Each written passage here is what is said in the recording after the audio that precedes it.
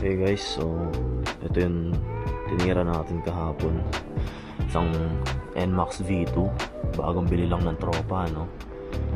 So, pina-check niya sa atin. Second hand niya nabili. Pina-check niya sa atin.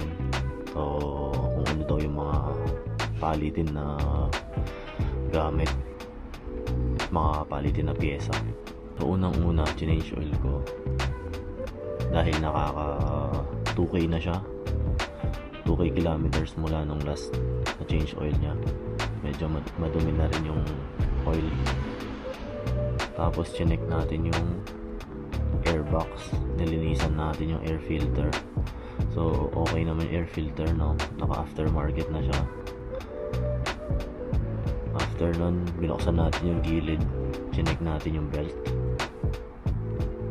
Okay naman yung belt niya, no? Sa 17K na takbo, hindi pa naman palitin. Nilinisan na lang natin yung gilid niya. After nun, chinek ko din yung mga brake pads. Okay pa naman yung mga pads niya, makapal pa.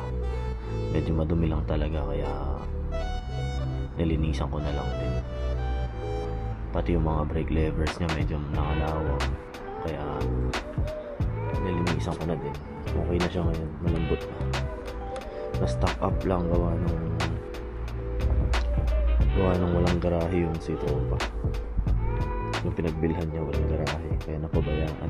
Medyo nag-fade yung kulay, nakabilad sa araw. Ayun, na madumi. Nilargahan natin na itong mga tool. So ngayon, ang titirahin naman natin, eto, nagkatiwala sa atin ng isang tropa natin Italiano. Ayan, C1000 SX, year model 2012, with ABS na. So, ang sabi niya, babiyahe daw siya next month at long ride. Pupunta sila ng ibang bansa kasi ipa-condition tong motor niya. So, check upin din natin ang buo at pinabili ko din siya ng oil at filter. Yun muna, syempre yun muna yung siguradong papalitan. Tapos i-charge natin yung battery dahil ilang buwan niya hindi ginagamit, na-discarga na. Check din natin yung mga brake pads, tapos yung mga filter niya. Tapos lilinisan din natin yung chain. Tapos check upin na rin natin yung tire pressure para ready siya sa ride. So ayun, salamat sa pagtiwala, tropa nating Italiano. Itong titirahin natin yan.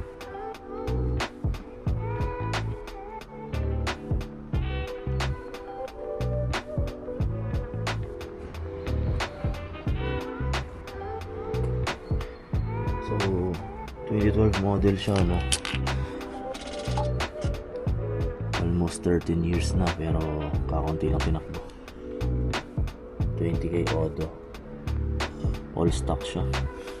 Yan, lahat walang pinalitan, pati lever, pati mirrors, pati yung mga foot pegs, stock exhaust, lahat all stock. Siguro pinalitan lang niya itong windshield. Yan, tara, banatan natin.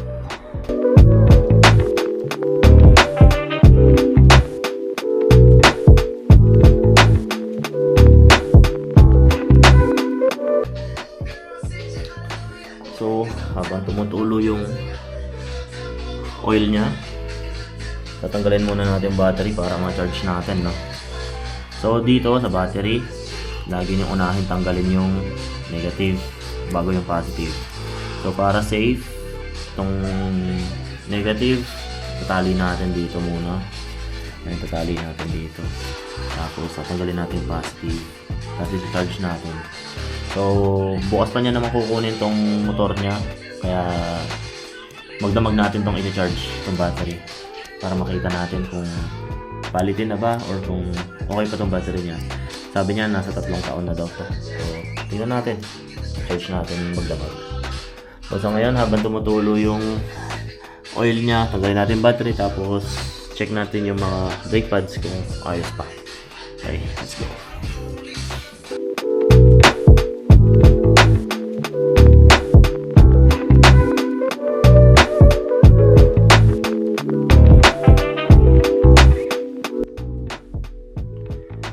Okay guys, day 2.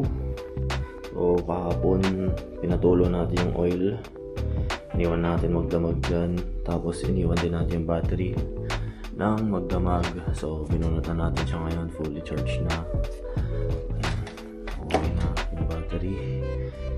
So day 2, kakargahan natin ng bagong oil, tsaka yung filter, lalagay na natin oil filter. Tapos sasampak na rin natin yung battery. At syempre lilinisan natin itong napakalinis na chain. Grabe, napabayaan ni Idol. Ang kapal ng dumi.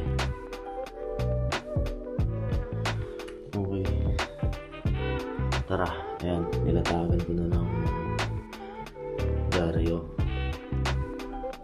Lilinisan natin. Okay, let's go.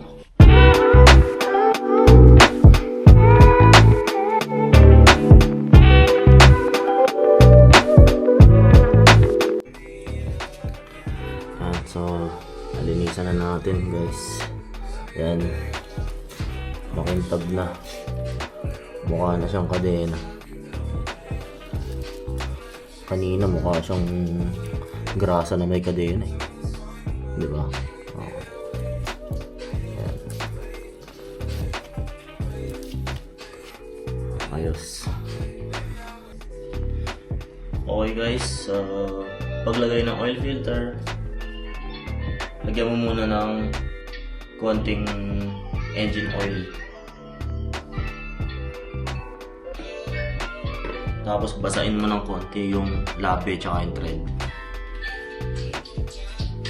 para swabe yung pasok niya. Saka hindi siya ma-stock up pagka tatanggalin na ulit natin yung oil filter. Ilub nyo muna ng konti.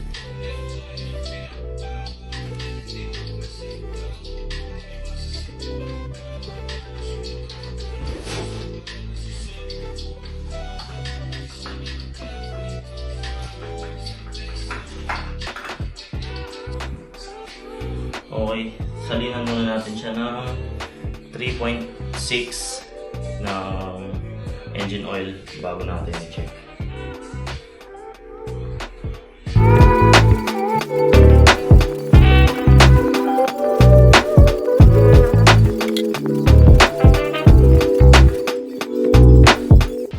Okay, so nagtira tayo ng 400.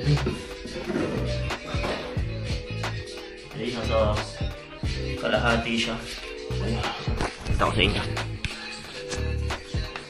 So, ayan yung oil level niya. Nasa kalahati. Nasa gitna tayo ng dalawang guhit. Yung sa baba at sa taas. Ayan, nasa gitna tayo. So, papaandarin muna natin siya. Lagyan muna natin yung battery. Paandarin natin. Painitin ng konti. At i-check ulit natin yung oil level. Tsaka tayo magdagdag kung kailangan pa. Okay, lagyan natin yung battery.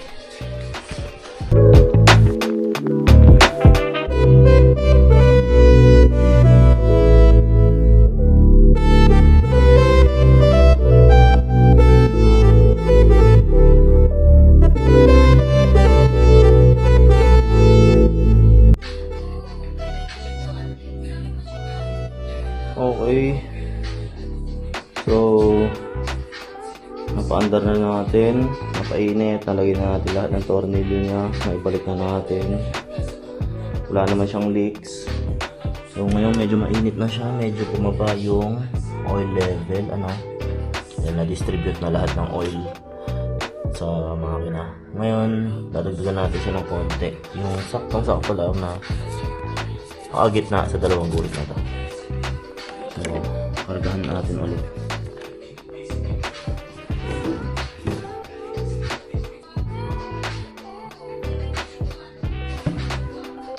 Okay.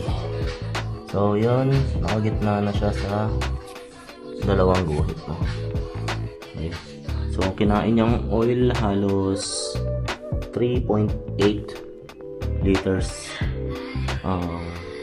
Z1000 SX. Ito ay year 2017. So, medyo matanda na. Pero, all goods pa. Napakaswabe. Alaga naman dahil nasa loob lang ng garahe. Hindi masyadong ginagamit ni Uncle. So, yun lang. Tatawagin na natin si Uncle at ibibigyan na natin tong swabe niyang motor. Ready to ride na. So, halos 6 months yata hindi ginagamit. Okay.